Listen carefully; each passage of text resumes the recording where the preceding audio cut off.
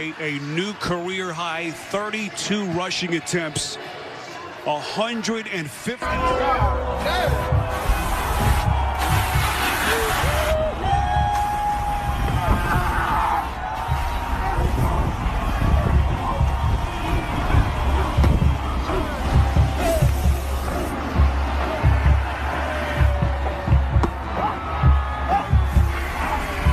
Brought down by Charles Johnson, so they would have to punt after that. And that's when the monsoon hit. Cheerleaders not taking it, but the fans were loving it. And boy, was it tough to play in these conditions with the rain pouring down 5-3 and Carolina ahead in this one. And Gabbert is intercepted. Hard to see even the cameras. Just their visibility was so Gabbert with a tough start to the game. Cam Newton having difficulties as well, having trouble hanging on to the ball, trying to get rid of it. He's able to dump one off to Greg Olsen for a long, making guys miss, dragging players down for a 39-yard gain. So despite the low score and the rain coming down, Jaguars finding a way to move the ball, and they were doing it. The monsoon season struck early and turned the Cotton Bowl into a fish bowl with the guards instead of referees because the surf was up in Dallas.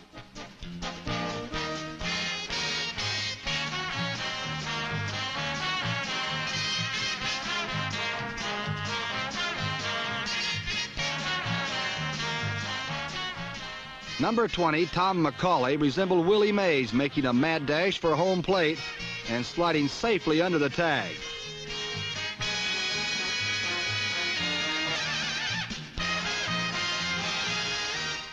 While the Dallas offense fell flat on its back, Coach Ernie Stautner outlined a defense that gave the Cowboys their first apply to football.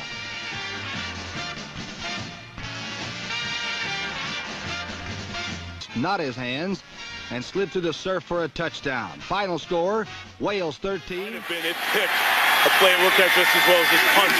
Brandon Fields struggled earlier, got the wet ball away. Allen Rossum going to let go, and it looks like it's on a tee. Boy, if you tee the ball up, you couldn't put it any better. You can go for the pin today, can't you, Mike? You can take out that 9-iron, go straight for the pin, drop it down, and plug it. Unbelievable. Philadelphia snowed more than 6 inches during this game. Players had trouble holding on to the ball. Nobody could hold on to that thing. Calvin Johnson just got scattered, smothered, and covered in snow. That looks fun. It looks a lot of fun. Reggie Bush actually slipped on snow and ice and re-aggravated a calf injury before the game. Second quarter, man, please. Nick Foles looking for Riley Cooper, picked off by Chris Houston, who returns it up the sideline. Ball in trouble for Johnson. But he gets the ball and tries to pass. No catch, but what a slide. The Cardinals are still trying. A fumble by Johnson, and Stinchula recovers on the St. Louis 47. Tittle soon has the Giants moving in spite of the weather. Watch this scoring pass to Thomas. Terrific. And New York leads 7-3.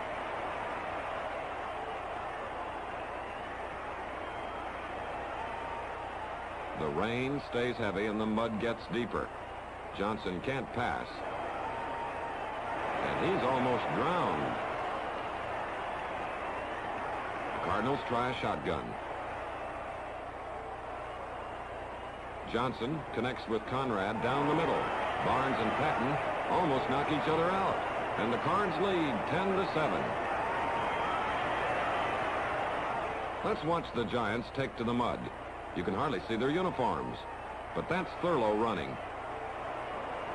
In fact, Steve leads everyone with 61 yards gained from scrimmage over land and sea. Y.A. Tittle does his best under difficult conditions, too. He passes to Dick James. James splashes for 34 yards to the St. Louis 18. The Giants refuse to let up, and this time it's Tittle to Thurlow for 10 more muddy yards.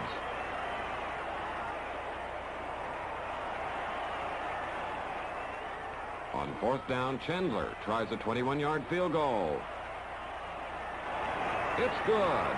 And the Giants and the Cardinals end up in a 10-10 tie. But his team hung tough, beating Miami in the rain and barely losing to Houston in the snow.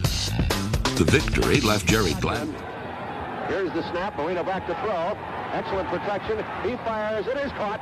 And it's going to go for a first down across the 45 down to the 40-yard line. Nat Moore came up with a great reception in between two blue mud-shirted defenders. Receivers spread all over the place. Dolphins will be coming after him.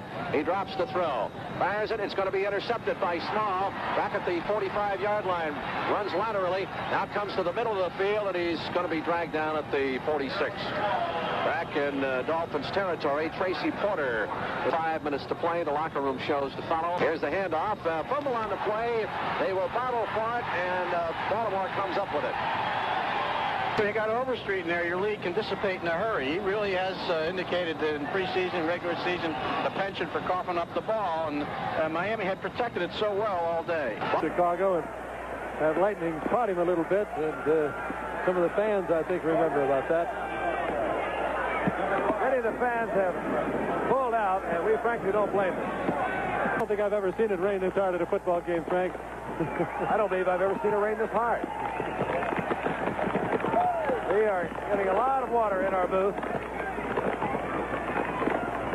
Chicago, I guess, can really turn on the rain. 5-yard penalty offside against the Steelers.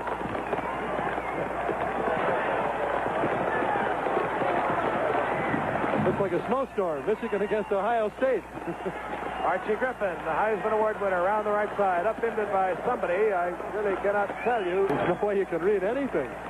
It really does. Looks more like a snowstorm than it does a rainstorm. I'll tell you, if our technicians can hold it together in this, they get our nod.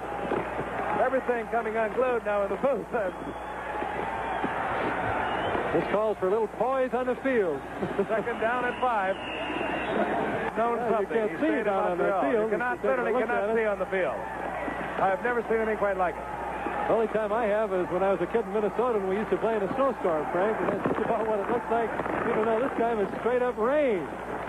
There's literally hundreds of people out on the field now, sliding around. They're enjoying what's happening. It's going to be awfully hard to get control again and get them all off the field because it's very hard to identify them. We've got the Steelers going to the sidelines.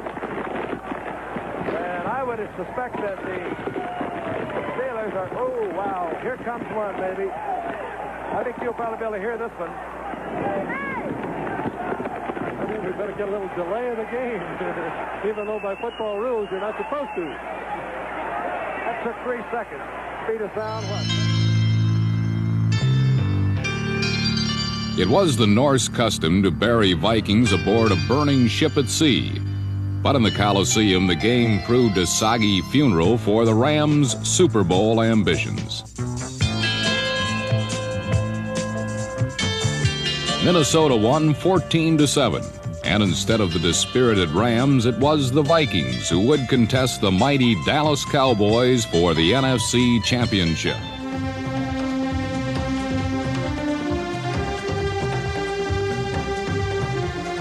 On a somber Pittsburgh Sunday, Oiler dreams were laid to rest. In a freezing rain, Houston fumbled 6 times, and the long ride was over. Playing in a fog, and in the second half, that metaphor became a reality. When a dense fog descended upon Soldier Field, the Eagles' hopes of erasing the Bears' 17-9 halftime lead vanished in a puff of smoke. This thick gray curtain brought an air of menace and an aura of mystery. I've been in stadiums where they put you in high press boxes and you feel like you're looking through the clouds. But in this case, we really are in the clouds. Here's how it looks to us, and we're only about 20 yards away from the play. We can hardly see it. In the stands, the fans can't, and they're relying on the play-by-play announcer to keep them abreast of what's going on. Cunningham looking.